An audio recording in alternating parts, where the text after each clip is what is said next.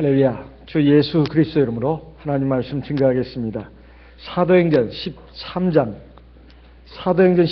16절에서 23절까지 말씀을 봉독하겠습니다. 사도행전 13장 16절부터 봉독하겠습니다. 바울이 일어나 손짓하며 말하되 이스라엘 사람들과 및 하나님을 경외하는 사람들아 들으라. 이 이스라엘 백성의 하나님이 우리 조상들을 택하시고 애굽 땅에서 나그네된 그 백성을 높여 큰 권능으로 인도하여 내사 광야에서 약 40년간 저희 소행을 참으시고 19절 가나안 땅 7족속을 멸하사 그 땅을 기업으로 주시고 약 450여 년간 그 후에 선지자 사무엘 때까지 사사를 주셨더니 21절 그 후에 저희가 왕을 구하거늘 하나님이 베냐민 지파 사람 기스의 아들 사울을 40년간 주셨다가 22절 23절 같이 읽겠습니다. 패하시고 다윗을 왕으로 세우시고 증거하여 가라사대 내가 이새의 아들 다윗을 만나니 내 마음에 합한 사람이라 내 뜻을 다 이루게 하리라 하시더니 하나님이 약속하신 대로 이 사람의 씨에서 이스라엘 위하여 구주를 세우셨으니 곧 예수라. 신약성경 맨 첫 번째로 나오는 책이 마태복음입니다. 그 마태복음의 맨 첫 문장이 뭐나 하면 아브라함과 다윗의 자손 예수 그리스도의 세계라 이렇게 되어 있습니다. 아브라함과 다윗의 자손 예수 그리스도의 족보다 이런 뜻입니다. 세계라는 말은 족보라는 뜻입니다. 우리 구주 예수님이 어떤 계통을 통해서 나오셨는가? 비록 참 하나님이시고 하나님의 본체이시지만은 우리 인간을 구원하기 위해서 이 세상에 오실 때 어떤 경로로 오셨는가 하면은 바로 우리 믿음의 조상 아브라함 그리고 그의 또 후손이 된 다윗의 자손으로서 오셨다 이렇게 되어 있습니다. 그런데 예수님이 이 세상에서 3년 반 동안 하나님 나라의 일을 하실 때에 많은 사람들이 예수님을 향하여 외치기를 다윗의 자손이여 다윗의 자손 예수여 이런 식으로 불렀습니다.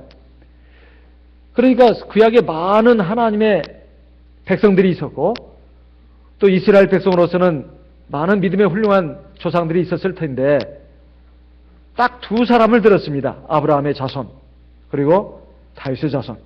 특별히 예수님은 이스라엘 백성들에게 다윗의 자손이라는 칭호로 많이 불려졌습니다. 그러면 이 다윗이라는 인물이 어떤 인물이었는가? 오늘 하나님은 사도 바울을 통해서 이스라엘 백성들의 역사를 쭉 조망하면서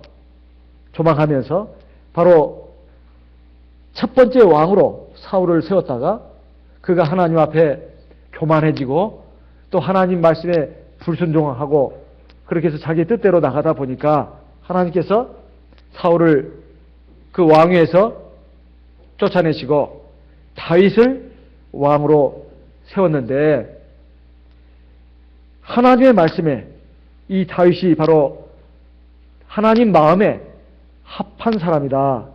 그래서 내 이 다윗을 통해서 내 뜻을 다 이루게 할 것이다. 그래서 마지막 오늘 읽은 말씀을 보게 되면 하나님이 약속하신 대로 이 사람의 씨에서 즉 다윗의 씨에서 이스라엘을 위하여 구주를 세우셨는데 곧 예수다 이렇게 되어 있습니다. 우리의 구주 예수님이 이스라엘 역사에 있어서 이 바로 다윗을 조상으로 삼아서 즉 다윗의 자손으로서 우리에게 오셨다는 것을 오늘 여기에서 하나님은 사도 바울의 입을 통해서 증거하고 있습니다. 오늘 우리는 베드로전서 2장 9절에 있는 말씀과 같이 오직 너희는 택하신 족속이요 왕같은 제사장들이라. 우리가 하나님 앞에 하늘나라의 유업을 이을 하나님의 자녀로서 택함받은 사람들이고 그래서 구원받은 사람들입니다. 우리의 지위라고 하는 것은 사실 하나님 앞에 하나님 나라에 있어서 왕자와 같은 존재라 이 말이에요.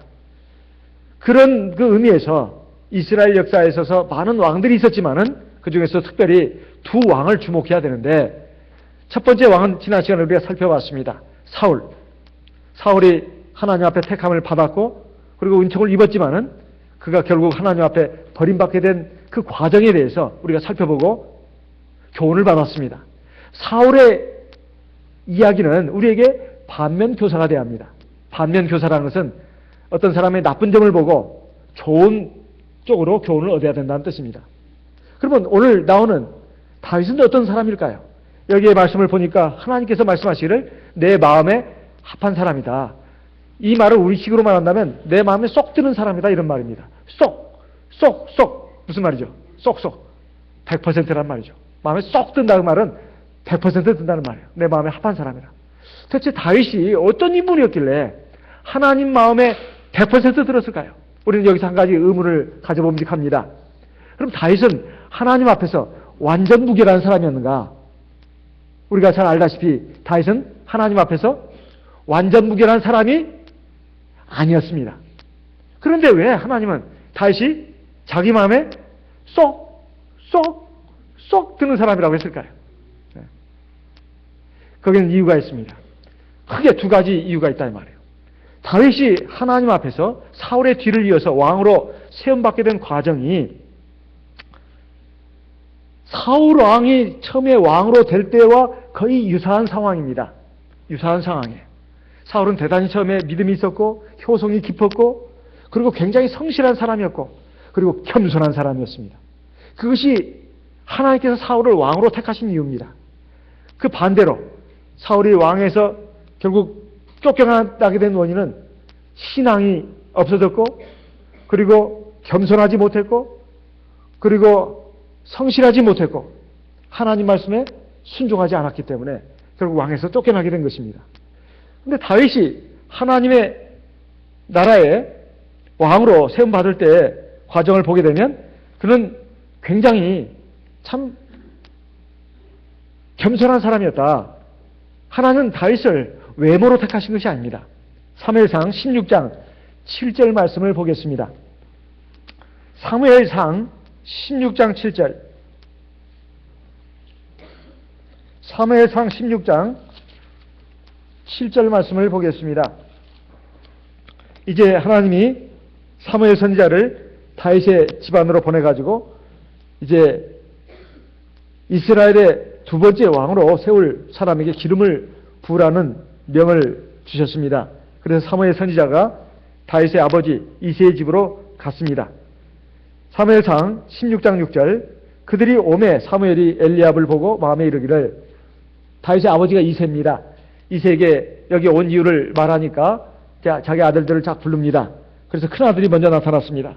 6절 그들이 오매 사무엘이 엘리압을 보고 마음에 이르기를 여호와의 기름 부으실 자가 과연 그 앞에 있도다 했더니 지금 사무엘 선지자는 굉장히 믿음이 투철하고 성령이 충만한 하나님의 선지자입니다. 이 하나님의 선지자가 다윗의 큰형이죠. 맨 큰형. 이새로서는 큰아들입니다. 엘리압을 딱 보니까 하나님께서 이스라엘의 왕으로 세울 사람이 여기 있구나. 자, 어떤 모습을 보고 그랬을까요? 외모를 보고 그런 것입니다. 키가 굉장히 컸어요. 180이 넘어서 아마 2m까지, 200m까지, 200cm까지 아마 됐을지도 모르겠습니다. 네. 키가 크고 인물이 꼭 장동건, 배용준, 송승헌 같이 생겼어요.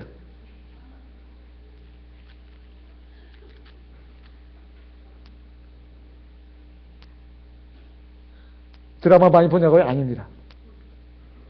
어쨌든 굉장히 잘생겼어요. 그런 걸 보면서 이 사무엘 선지자가 하나님께서 왕으로 세울 제목이 여기 있구나. 사무엘 선지자가 보통 사람이 아닙니다. 일단 딱 보니까 왕의 풍채예요. 왕의 풍채. 드라마에서도 사극에서 보면 왕의 역할을 맡는 사람들은 거의 정해져 있다고 합니다. 왕의 기품이 있어야 된다는 거예요. 왕의 기품이. 왕의 기상이 얼굴에 용모에 나타나야 된다는 거예요. 그래야 왕의 역할을 한다는 것입니다. 그런데 여기 보니까 이새의 큰아들 엘리압이 딱 보니까 왕감이에요. 그래서 사무엘 선지자가 속으로 생각을 한 겁니다. 여기에 하나님이 기름을 부어가지고 왕으로 세우실 사람이 여기 있구나.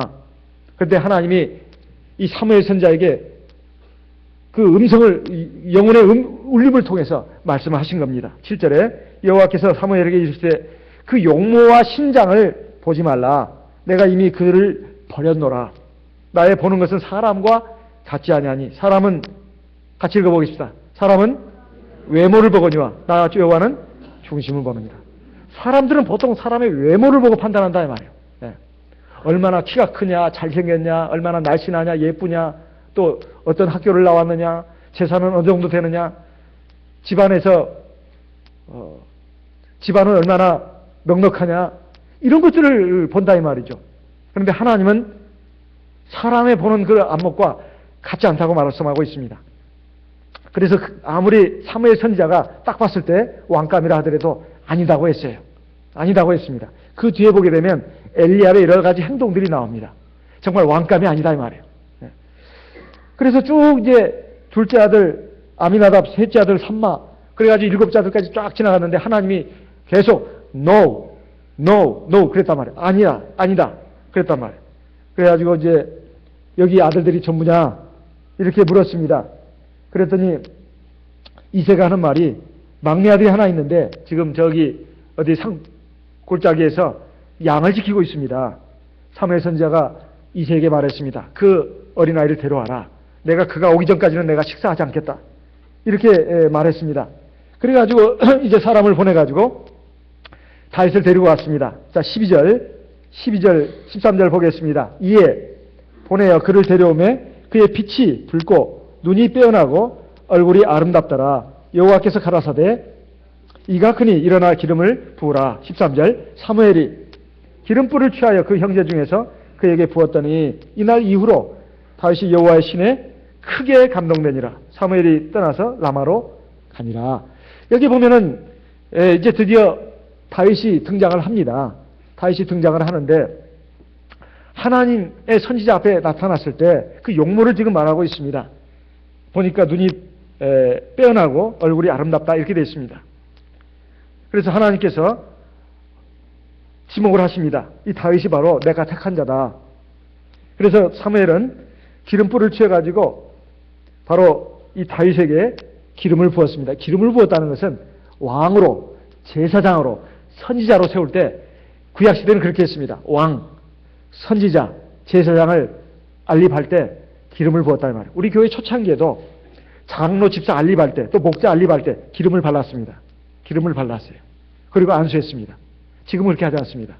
왜냐하면 대만 진리연구원에서 그리고 한국 총회 진리연구원에서 다 이거 검토를 해보니까 지금 시작시대는 성령이 바로 기름인데 굳이 기름까지 바르고 안수할 필요가 없다. 그래서 그냥 안수만 하는 것입니다. 안수만 하는 거예요. 왜냐하면 성령은 이미 받았다. 구약시대의 그 기름은 성령을 예표하는 것이다. 해가지고 지금은 기름을 바르지 않고 안수만 합니다. 목자님들이 나와서 이렇게 안수만 한다 이 말이에요. 그래가지고 장로, 집사를 이렇게 안립을 합니다. 그러면 여기에서 이 하나님께서 사무엘 선지자를 통해서 기름을 부었다는 것은 지금 왕으로 세웠다는 뜻입니다. 그랬더니 하나님의 특별한 역사가 있는 것인데 여기 보니까 그날 이후로 다윗이 여호와의 신에 크게 감동되니라 그랬습니다. 여호와의 신에 크게 감동됐다고 했는데 여호와의 신을 두 글자로 하면 뭐가 될까요?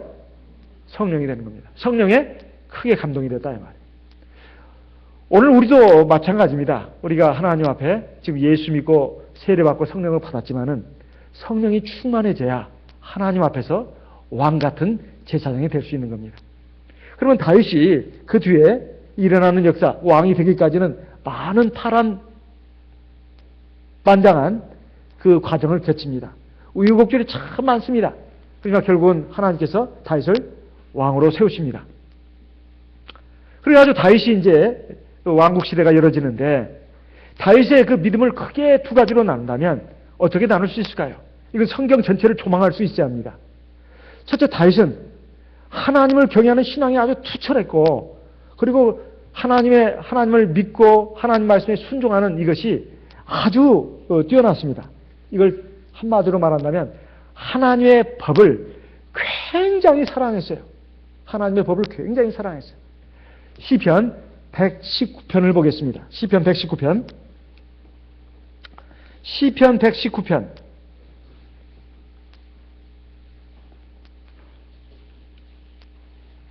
다윗의 시입니다.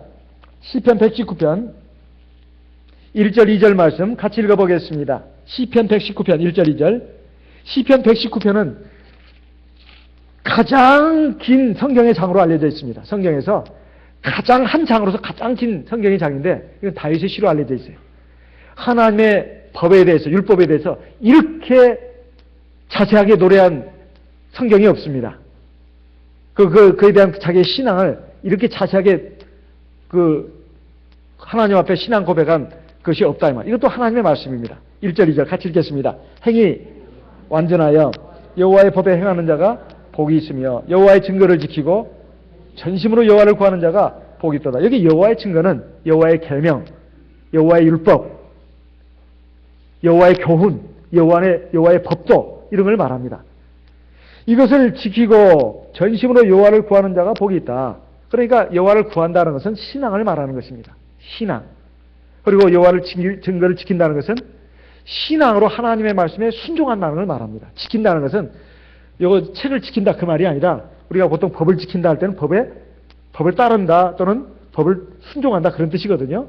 법을 지킨다 해서 법을 철조망으로 둘러가지고 지킨다. 세파트, 진돗개, 풍상제를 가져가지고 도둑 지킨다. 그런 말이 아닙니다. 실행한다는 뜻이에요. 실행한다는 뜻이에요. 그러니까 하나님의 말씀을 순종하고 이건 행위를 말하는 것이고 그 다음에 전심으로 여호와를 구하는 자라는 것은 신앙을 말하는 겁니다. 그러니까 신앙과 행위가 이 다윗의 여기에 시편에 나타나 있습니다. 다윗의 입을 빌어서 우리에게 말씀하지만 이건 하나님의 말씀입니다. 하나님께서 이렇게 하시는 이유는 너희도 이 다윗과 같은 신앙을 가져라 이런 뜻입니다. 이게 하나님의 말씀으로 자리매김하게 된 그 이유가 그것입니다. 그 다음에 11절 같이 읽어보겠습니다. 시편 119편 11절 같이 읽겠습니다. 내가 주께 범죄치 아니하려 하여 주의 말씀을 내 마음에 두었나이다. 하나님이 다윗의 이 신앙을 통해서 우리에게 또 가르치는 겁니다. 봐라. 다윗이 이런 믿음을 갖고 있지 않느냐. 너희들도 내 아들이고 내 딸들이다. 너희들도 부디 내 법도 내 말씀을 마음에 둬라. 이렇게 지금 말씀하고 있는 겁니다. 15절, 16절 같이 읽겠습니다. 내가 주의 법도를 묵상하며 주의 도에 주의하며 주의 율례를 즐거워하여 주의 말씀을 잊지 아니하리다. 그러니까 항상 주의 말씀을 생각하고 그 계명에 주의하고 그런다는 뜻입니다. 18절 같이 읽겠습니다. 내 눈을 열어서 주의 법에 기이한 것을 보게 하소서. 이 말은 하나님의 말씀을 제발 깨닫게 해 주시옵소서. 그런 기도를 한다 이 말이에요. 제가 주의 일을 하다 보니까 얘가 이런 기도를 합니다만 제가 아직 그 신학을 하기 전에 언젠가 제가 도서관에서 공부하다가 이렇게 밤에 성경을 볼 때가 있었습니다. 근데 이 구절을 보면서 가슴이 막 칭했어요. 내가 하나님 앞에 그동안 믿음 생활을 해왔다고 하지만은 하나님의 말씀을 못 깨달은 부분고 내 마음대로 내 생각대로 한 부분이 참 많았구나. 아, 이렇게 내가 바보고 어리석었다. 그래서 하나님 앞에 꿇면서 기도하기를 하나님 제발 제 눈을 열어서 하나님의 말씀을 잘 깨닫게 해주십시오. 바르게, 정확하게, 깊이 있게, 풍성하게, 온전하게 깨닫게 해주십시오. 그리고 그 말씀을 지킬 수 있도록 인도해 주십시오. 그 기도를 굉장히 많이 했습니다. 그리고 지금도 마찬가지입니다. 지금도 여전히 이 기도를 하고 있어요. 왜냐하면 지금은 제 믿음뿐만이 아니라 이 많은 약물이들을 제게 맡겨진 모든 약물이들을 온전한 믿음과 진리 가운데로 인도하기 위해서는 제가 말씀을 제대로 깨달아야 합니다. 정확하게, 깊이 있게, 바르게 깨달아야 된다 이 말이에요. 이게 제 책무이기 때문에. 그래서 하나님 앞에 늘 기도하고 있습니다. 성경을 잘못 깨닫지 않도록, 왜곡되게 깨닫지 않도록, 엉뚱하게 깨닫지 않도록 늘 기도하고 있습니다. 그리고 여러분들이 또 기도해 주십니다. 여러분들이 또 기도를 많이 해주셔요. 그래서 여러분들에게도 계속 기도를 부탁드립니다. 그래야 제가 온전한 하나님의 말씀을 생명의 양식으로 여러분들에게 이렇게 요리를 해서 잘 공부할 수 있는 거 아니겠습니까? 이게 저의 책무지 않습니까? 저를 위해서 꼭 기도해 주시기 바랍니다. 하나님, 우리 지금 교회 담임 목자님이신 이 에리사 목자님의 제발 눈을 좀 띄워주십시오. 그래가지고 하나님 말씀을 정확하게 깊이 있게 온전히 깨달아서 우리에게 생명의 양식, 은혜와 진리의 꼴을 잘 먹일 수 있도록 인도하여 주시옵소서. 이 기도를 꼭 해주셔야 합니다. 언제까지요? 언제까지? 제가 이 교회 떠나는 날까지. 에? 제가 이 교회 떠나는 날까지 꼭 해주셔야 돼요. 그 다음에 새로운 목자님 오시잖아요? 그분을 위해서도 그렇게 기도해줘야 합니다. 그 새로운 목자님을 위해서도. 왜냐하면 그 목자님을 위해서가 아니라 누구를 위해서? 누구를 위해서? 나를 위해서. 우리 느낌으로 알잖아요? 나를 위해서. 이 다윗이 이런 기도를 했다는 것입니다. 제가 이 다윗의 시편 119편을 보면서 감탄에 감탄을 했는데, 이건 성령이 충만한 상태가 아니고서는 이걸 쓸 수가 없어요. 사람의 힘으로는 쓸 수가 없는 문장입니다. 여기 시편에 있는 모든 말씀들이 사람이 쓴 게 아니에요. 사람은 그저 도구에 불과했습니다. 하나님의 성령이 충만한 사람들이 하나님의 영감을 받아가지고 이렇게 도구가 돼서 쓴 것입니다. 그러니까 하나님의 말씀이라고 하는 거예요. 이건 다윗의 말이 아닙니다. 하나님의 말씀이에요. 그리고 또 여기 시편 119편 56절을 보겠습니다. 같이 읽겠습니다. 시편 119편 56절. 많지만은 시간이 한정되어 있기 때문에 대표적인 것 몇 개만 골라서 얘기하겠습니다. 56절 같이 읽겠습니다. 시편 119편 56절 시작. 내 소유는 이것이니 곧 주의 법도를 지킨 것입니다. 자기 소유가 예루살렘 왕궁도 있고, 그리고 자기 금은 보석 폐물들이 엄청 많을 겁니다. 논밭 땅 재산이 얼마나 많겠습니까? 왕이니까. 그런데 그게 자기 소유가 아니라는 거예요.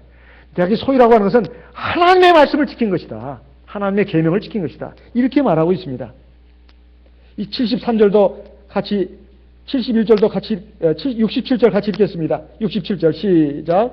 고난당하기 전에는 내가 그릇 행하였더니 이제는 주의 말씀을 지키나이다. 사실 하나님의 백성이 고난을 이렇게 믿음으로 이해한다는 것이 이건 참 드문 일입니다. 내가 왜 이렇게 뭘 잘못해가지고 고난을 당해나, 참 억울하다 이렇게 생각하는 사람 많은데, 여기에 보게 되면 자기가 고난을 당하는 것을 하나님의 말씀을 주의하지 않았고 하나님의 말씀에 제대로 순종하지 않았기 때문에 고난당한 것이다. 이렇게 이해를 했다는 것입니다. 이게 얼마나 놀라운 일이냐 이 말이에요. 억울하게 고난당한다 이것이 아니에요. 억울하게 고난당하면 그런 사람은 요셉밖에 없습니다. 그리고 욥밖에 없어요. 욥이나 요셉, 그리고 과거에 아주 성령이 충만한 선자들 외에는 다 죄가 있고 허물이 있습니다. 그로 인해서 고난을 받는 거예요. 나는 완전한데 고난을 당한다. 물론 그럴 수 있겠죠. 그렇지만 그렇게 생각하는 것은 신앙적이지 않습니다. 내가 하나님 앞에서 완벽한 사람이라고 생각한다면 그건 교만한 사람이다 이 말이에요. 나는 욥이라든가 노아라든가 아브라함이라든가 너무나 가까이 가기는 너무 먼 당신이요.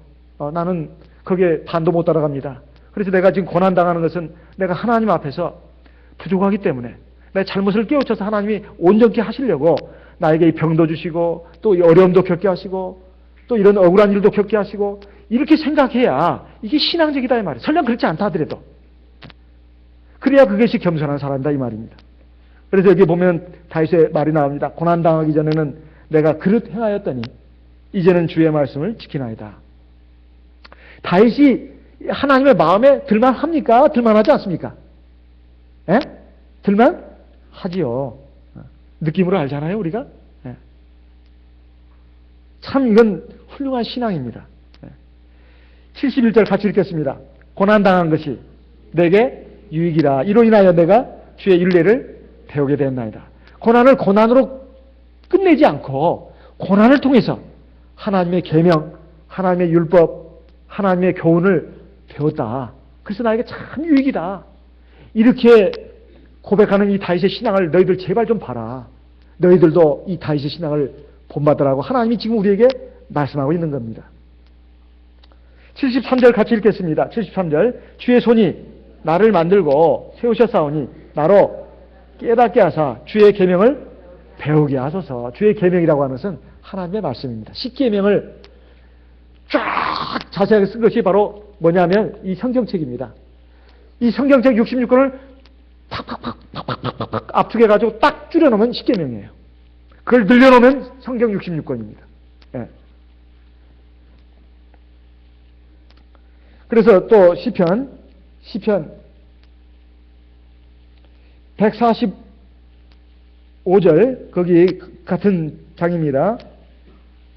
시편 136절부터 읽겠습니다.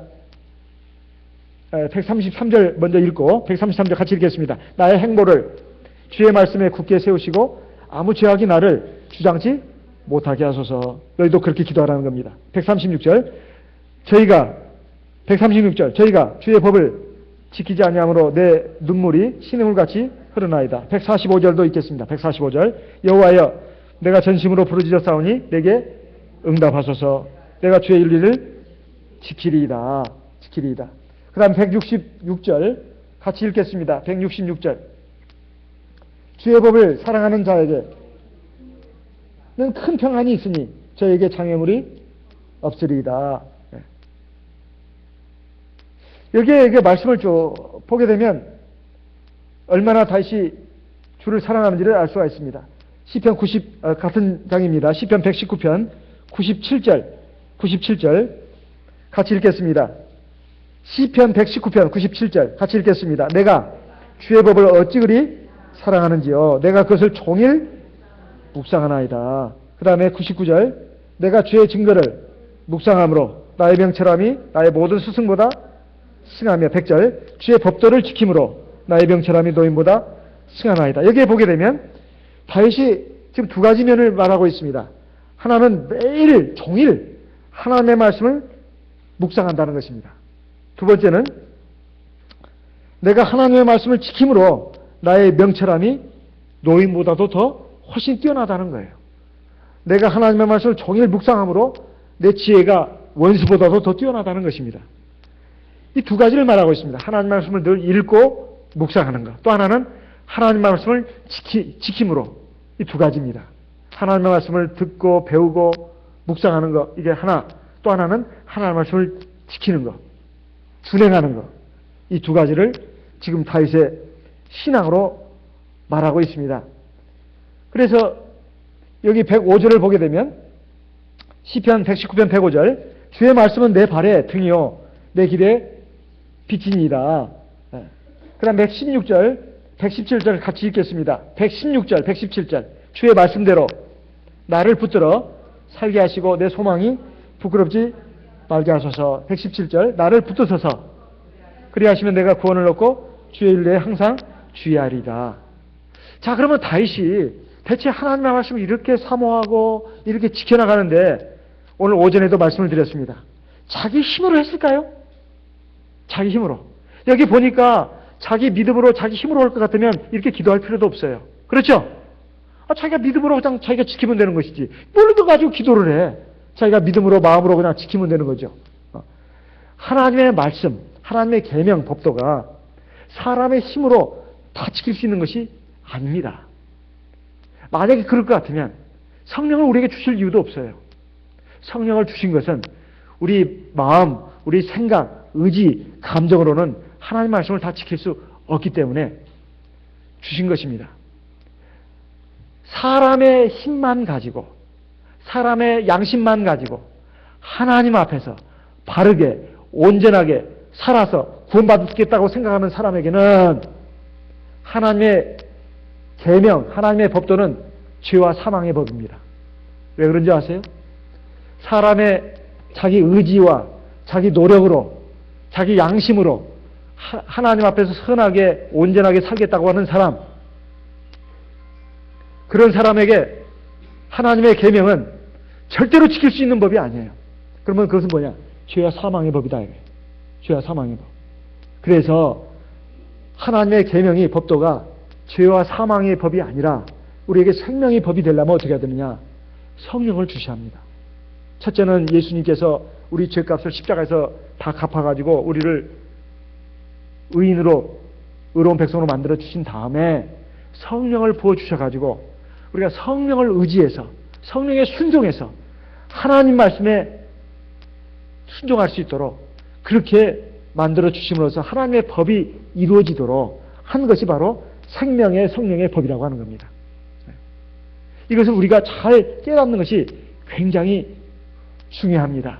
굉장히 중요해요. 우리가 사람의 믿음, 사람의 의지, 사람의 노력만 가지고 되는 것이 아닙니다. 그래서 우리에게 항상 말씀하시는 것이 무시로 성령 안에서 기도하라고 말하고 있는 겁니다. 에베소서 6장을 보겠습니다. 에베소서 6장 에베소서 6장 말씀을 보겠습니다. 에베소서 6장 17절 18절 같이 읽어보겠습니다. 에베소서 6장 17절 18절 같이 읽겠습니다. 구원의 투구와 성령의 검 곧 하나님의 말씀을 가지라. 모든 기도와 간구로 하되 무시로 성령 안에서 기도하라. 기도와 간구가 어디서 이루어져야 된다고요? 성령 안에서. 성령 안에서 기도하라는 것은 성령 기도를 하라는 뜻입니다. 성령 기도를 하라는 뜻이에요. 우리가 하나님 앞에서 구원의 완성이 이르려면 사실 단번에 되는 것이 아닙니다. 단번에 되는 게 아니에요. 에베소서 2장 20절 같이 읽어보겠습니다.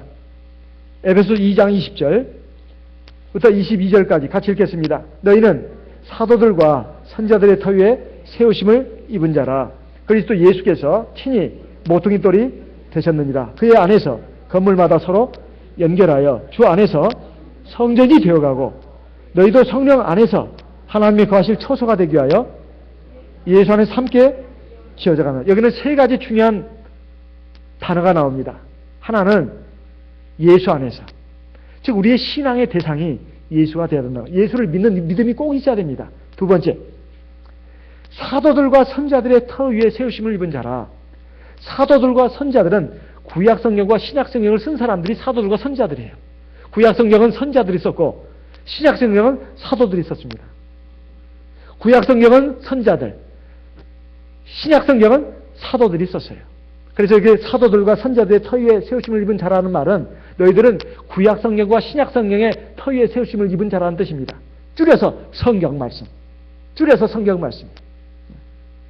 그러니까 예수님이 우리의 신앙의 대상이고, 두 번째, 성경 말씀이 바로 우리가 구원의 집을 짓는 데 있어서 두 번째 중요한 요건이라는 거예요. 세 번째, 성령입니다. 22절에 보면 너희도 성령 안에서 하나님의 거하실 처소가 되기 위하여 예수 안에서 함께 지어져 가는가. 우리에게 성령을 하나님이 왜 주셨다고 했죠? 뭘 하라고? 기자로 시작하고 끝자는 도로 끝나는데? 우리에게 뭘 하라고 성령을 주셨죠? 기도하라고. 성령은 기도용으로 주신 것이지 폼 잡을 용으로 주신 게 아닙니다. 폼 재고 나 성령 받았어요. 성령 받았어요. 하늘나라 왕자예요. 공주예요. 그러고 폼 잡고 다니라고 성령 주신 게 아닙니다. 성령을 왜 주셨다고요? 기도하라고. 우리가 연약하니까. 우리가 부족하니까. 우리 힘으로는 하나님의 계명 다 지킬 수 없으니까. 그리고 뭐가 하나님의 뜻인지도 잘 몰라요. 진리를 잘 깨달을 수가 없어. 진리의 성령입니다. 성령을 갖고 나서 폼만 잡고 있으면 안 돼요. 안심만 하고 있으면 안 돼요. 복음도 가만히 묵혀놓으면 그 썩은 무도 제대로 못 자릅니다. 호박도 제대로 자르지는 못해요. 아무리 복음이라도. 써야 합니다. 갈고 닦아야 된다 이 말이에요. 우리에게 성령의 복음, 성령을 주셨는데 기도를 하고 또 해야 합니다. 그래야 성령이 충만해지는 거예요. 성령을 받아놓고서 기도도 않고 있으면 성령이 굉장히 약해집니다. 약해져요. 그래야 자꾸 마음속에서 온갖 독초들, 잡초들이 막 가시덤불이 막 일어나는 거예요. 황량한 그 벌판이 되는 것입니다. 거기는 어떠한 생명의 역사도 일어나지 않아요. 그냥 이리, 늑대, 뱀, 그 다음 지렁이, 악어, 도마뱀 이런 것들이 막 그냥 울울거려요. 그래서 온갖 그냥 잘못된 생각들로 이제 막 뒤덮게 되고 생명의 과실이 열리지 않는 것 같습니다. 그래서 우리가 일반 교인들도 성령을 안 받아서 통성기도를 얼마나 많이 합니까? 그런데 우리 성령을 받았다는 하나님의 참된 백성들이 성령을 받아놓고서 그냥 안심만 딱 하고 있지 기도를 안 한다면 그 안에 온갖 잡초들이 일어나요. 오히려 깨끗하게 소재된 집이 귀신이 더 잘 끓습니다. 수리는 했어. 세례받아서 깨끗하게. 더 흉악한 귀신이 들기가 쉽습니다. 하나님의 백성들이 그래요. 그래서 여기에 보면 예수 믿는 신앙, 그리고 하나님의 말씀, 그리고 성령의 기도. 그래서 우리가 하나님이 거하실 처소로 완성되어 간다고 되어 있지 않습니까? 지어져 간다고 되어 있어요. 지어져 간다고. 하나님이 거하실 처소가 되기 위해서 우리가 성전으로서 지어져 가는데 이 세 가지가 있어야 된다 이 말이에요. 절대 이것도 사람의 힘으로 되는 게 아닙니다. 하나님의 은혜로 되는 것이다 이 말이에요. 믿음은 처음부터 끝까지 있어야 되는 거예요. 처음부터 끝까지 믿음은 있어야 되는 겁니다. 그리고 행위는 필요 없다? 그건 일반교에서 잘못 말한 거예요. 그래도 그렇게 말하면 너무 심한 것 같아서 꼭 하는 말이 그래도 주님의 말씀이니까 순종은 해야 된다. 그러나 구원하고는 관련이 없다고. 이렇게 말한다 이 말이에요. 그럼 뭐 관련이 있냐? 상급하고 관련이 있다고 말해요. 그 행위는 구원하고 관련이 없고 상급과 관련이 있다는 거예요. 행위는 순종을 안 해도 된다는 거예요. 그냥 믿음만 지키면 된다는 거예요. 이게 일반교 이론입니다. 제가 일반교에서 무조건 까내리는 것이 아니라 일반교가 성경을 왜곡하고 있다 이 말이에요. 왜? 성령을 못 받았기 때문에. 이것은 성령의 감동으로 쓰여진 책입니다. 그래서 성경은 안팎으로 쓰여졌다고 했어요. 겉으로 쓰여진 내용은 이해를 합니다. 일반교회도. 근데 안으로 들어있는 내용은 이해를 못해요. 이해를 못해요. 핵심 내용을 이해를 못하는 겁니다. 그 근본 원인이 성령이었기 때문에 그래요. 그래서 우리가 세례를 받으면 성령을 선물로 주십니다. 그러면 성령을 받으면서부터는 진리를 깨닫는 속도가 굉장히 빨라집니다. 그렇지만은 성령을 받았다 해서 효과음악까지 넣으니까 처음부터 제가 신바람이 나네요. 자, 성령을 받고 나서도 기도를 많이 해야 그 하나님의 말씀을 잘 깨닫게 됩니다. 그리고 우리가 진리 가운데서 자라게 되는 거예요. 근데 다윗이 바로 그런 사람이었다는 거예요. 하나님 말씀을 잘 깨닫게 해주십시오. 도와주십시오. 그리고 지키게 해주십시오. 그것이 바로 성령이 하는 역할입니다. 하나님의 신의 감동이 됐다는 것은 바로 그런 뜻입니다. 그런데 다윗도 완전 비굴한 사람이냐? 그렇지 않습니다. 우리가 잘 알다시피 다윗이 범죄했죠. 어떤 범죄를 저질렀습니까? 다윗이 범죄한 그 내용을 보게 되면 사실 그 범죄 전에 다윗은 하나님 앞에서 하나님의 그 계명을 굉장히 사랑했습니다. 원래 이스라엘 백성들이 나중에는 어떻게 됐느냐? 십계명에 들어있는 그 법궤를 갖다가 마치 보물따지처럼 신주따지처럼 여겼다 이 말이에요. 그래가지고 요것만 들고 가면 블레셋 민족과도 싸워서 이기고 아말렉도 싸워서 이기고 나중에는 그것이 일종의 우상이 돼버렸어요. 십계명에 들어있는 법궤 언약궤가 우상이 됐어요. 그래가지고 사울 왕이 이미 하나님 말씀도 불순종하고 그래서 성령이 떠나갔습니다. 그런데 요것만 들고 가면 이긴다 해가지고 막 들고 갔어요. 그래가지고 어떻게 됐죠? 망했습니다. 패했다 이 말이에요. 그리고 사울은 전사하고 요나단도 전사하고 그 법궤는 블레셋 족속에게 빼앗겼다 이 말이에요. 근데 나중에 다윗이 전쟁해가지고 승리해가지고 그걸 찾아왔습니다. 근데 그 법궤가 어디에 갔느냐? 사람마다 우사의 그 저주라는 것도 있잖아요. 법궤를 가는데 그 손을 댔어요. 어떤 사람이. 그러니까 죽었어요. 그 자리에서. 막 소 달구지가 글글글 이렇게 움직이다 보니까 길은 그때는 비포장도로 이렇게 생각했습니까? 만졌어요. 그러니까 그 자리에 죽었어요. 그러니까 다 겁을 내고 전부 다 막 무소무소했습니다. 근데 오벳 에돔이라는 사람이 자기 집에 모셨어요. 다윗이 그것을 알고는 기뻐했습니다. 오벳 에돔, 너는 하나님 앞에 아주 신실한 사람이다. 그게 큰 상을 하사했습니다. 그리고는 그것을 자기 궁으로 모셔오게 합니다. 다윗이 거기 와서 막 그 법궤가 왔을 때 춤을 추고 그랬어요. 그때 그 자기의 부인이 사울의 딸이죠. 그걸 보고 조롱했습니다. 하나님이 그걸 보고 그 여인에게 자식이 안 생기겠죠. 근데 여기에서 보는 것이 뭡니까? 하나님의 계명은 나중에 마치 십자가 목걸이 있잖아요. 십자가 목걸이. 간혹 보면은 귀신 영화 보고 무서워가지고 이제 어두운 밤길을 가면서 십자가 목걸이 갖고 오는 사람이 있어요. 이 사람은 신앙이 있는 사람일까요? 아니면 이걸 부적으로 여기는 사람일까요? 부적으로 여기는 사람입니다. 그런 사람은 귀신이 오히려 더 좋아해요. 신앙이 있는 사람이 아니야. 이걸 부적으로 하는 사람이에요. 이스라엘 백성이 그랬어요. 그 십계명이 들어있는 그걸 갖다가 마치 하나님의 믿는 신앙의 그 순종하는 것을 생각하지 않고 그걸 하나의 부적으로 생각했다 이 말이에요. 그러니까 뺏기죠. 하나님 잘 경외하지도 순종하지 않으니까. 과거 이스라엘 백성들의 죄악이 뭔지 아십니까? 하나님 말씀에 순종하고 그리고 순종하지 못한 부분에 대해서 하나님 보완책을 만들어놨는데 그게 제사제도예요. 하나님이 그렇게 막 앞뒤가 콱 막힌 분이 아닙니다. 하나님 말씀에 순종해라 다 지킬 수 있다. 그런데도 지킬 수 없는 것도 하나님이 아시고 제사제도를 만들어놔서 그 보완책을 만들어놨어요. 그런데 이스라엘 백성들이 죄악이 뭐냐? 하나님 말씀을 아무리 전하고 가르쳐도 지키지 않아. 자기 소욕대로 자기 욕심대로 막 하는 거예요. 그리고 그 보완책으로 만드는 제사 두 번째 그 제사는 이제 정말 그 양이 죽어가는 그 심정으로 피를 흘려가면서 자기도 그 회개하라는 뜻인데 제사만 드리면 모든 것이 만사오케이로 하라. 마치 오늘날 추석 설날에 제사 드리러 막 그냥 그렇게 막 교통 지옥이 되지 않습니까?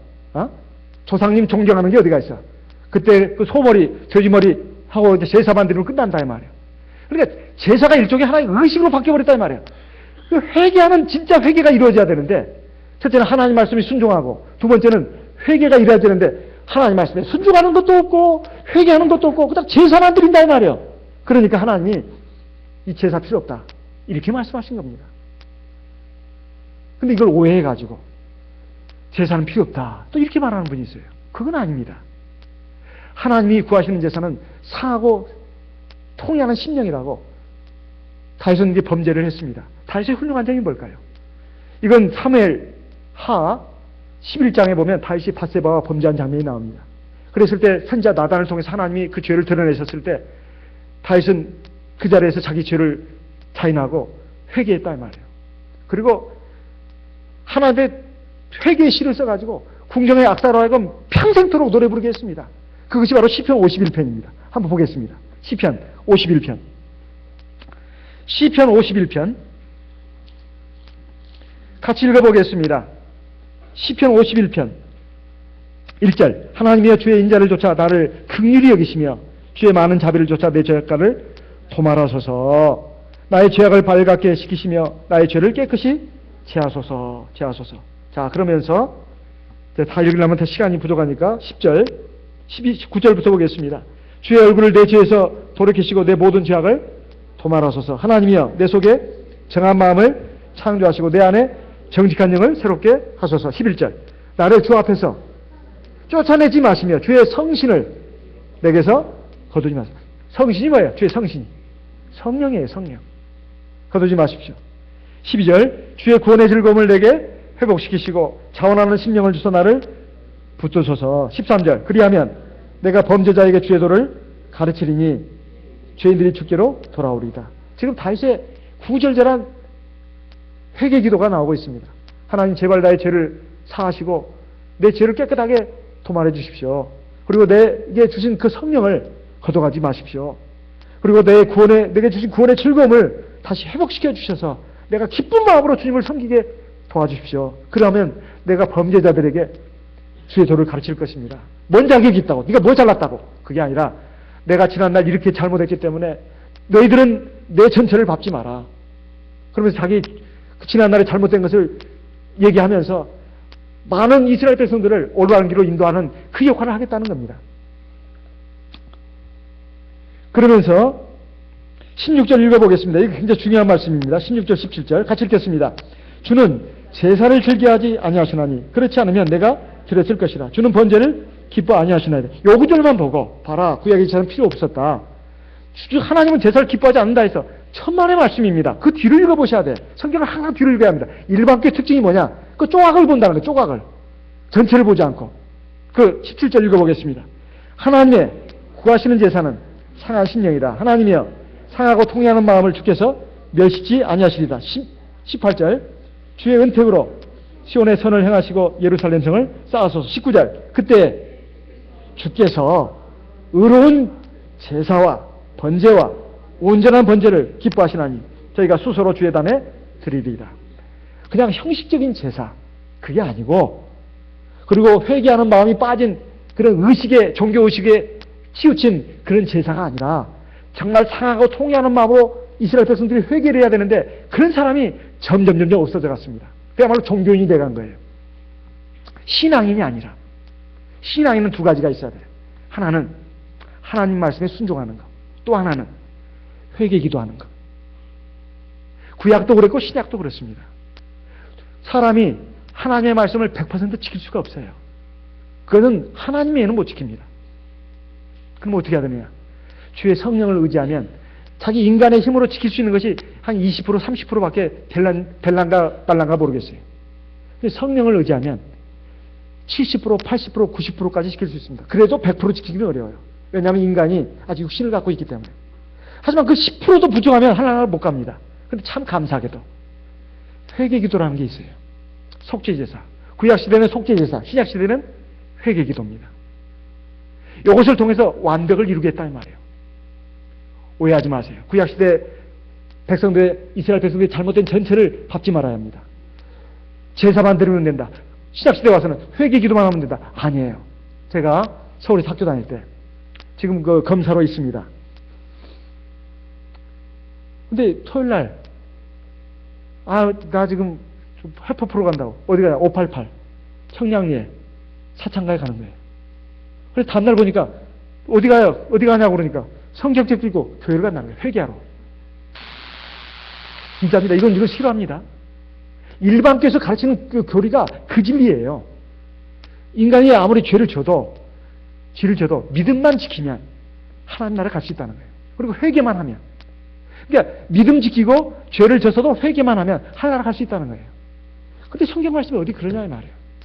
믿고 순종해야 하나님 나라에 갈 수 있다고 되어 있습니다.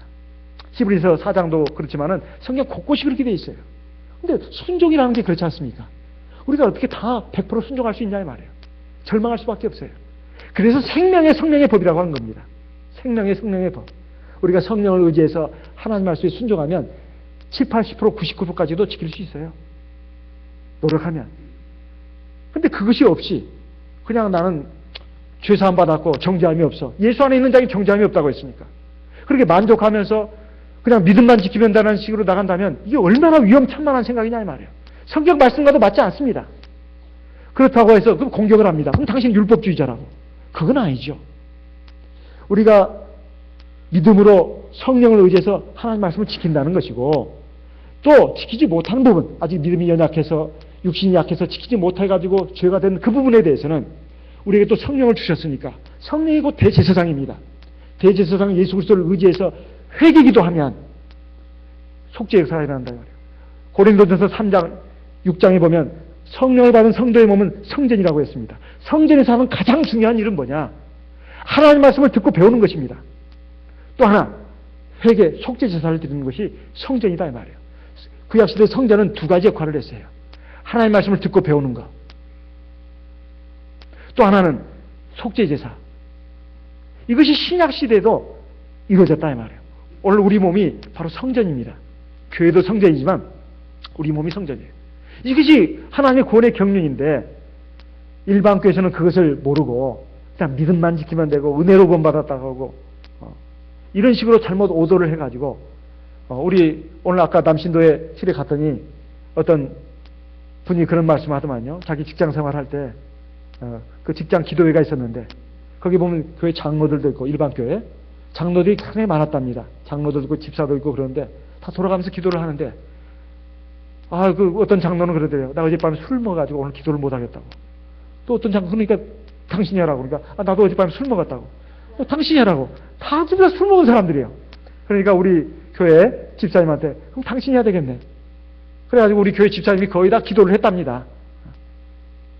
이것이 웃고 넘어갈 술 문제만이 아닙니다. 술 문제만이 아니에요. 정말로 차마 입에 담지 못할 그런 내용들이 많습니다. 그렇다 해서 일반 교회를 전부 다 매도하는 건 아닙니다. 일반 교회 신도들 가운데도 경건한 사람들이 있습니다. 고넬로 같이. 경건한 사람들이 있어요. 하지만 교리 자체가 그렇다 그 말이에요. 일반 교회 진리 자체가.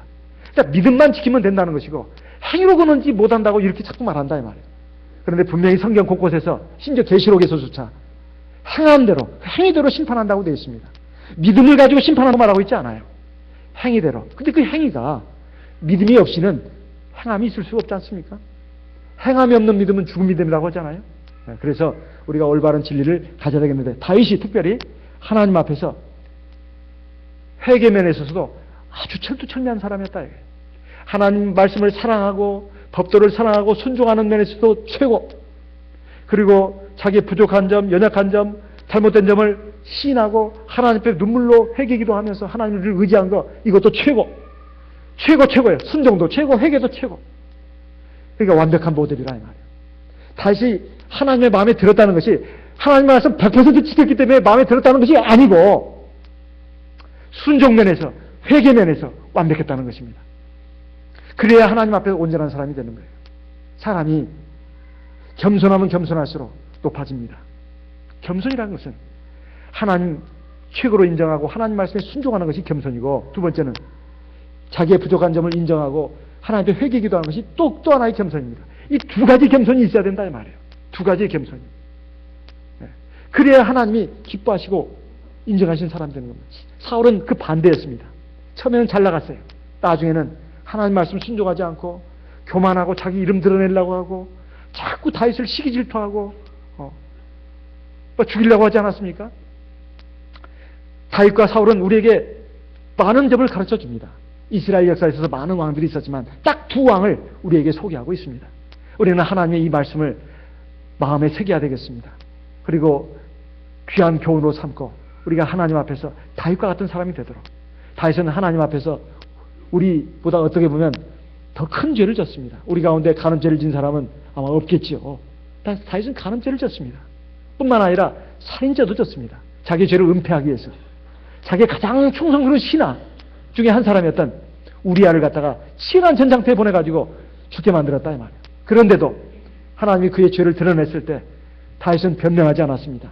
그냥 순복해가지고 하나님 앞에 평생토록 눈물로 회개했다 이 말이에요.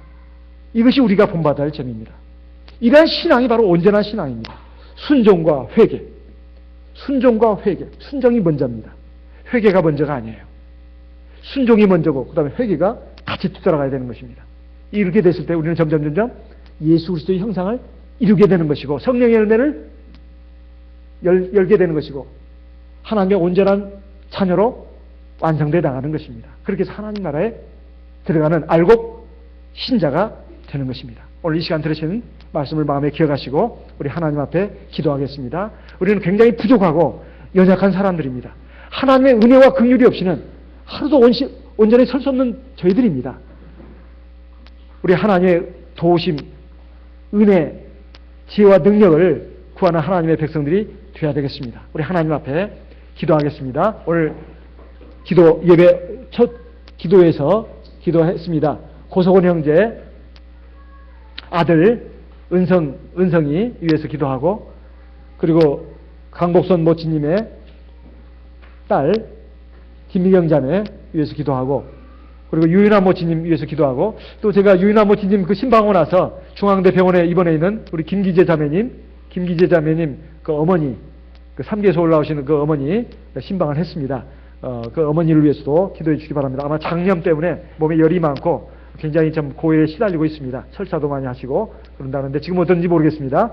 그 김기재 자매 어머님을 위해서도 기도해 주시기 바랍니다.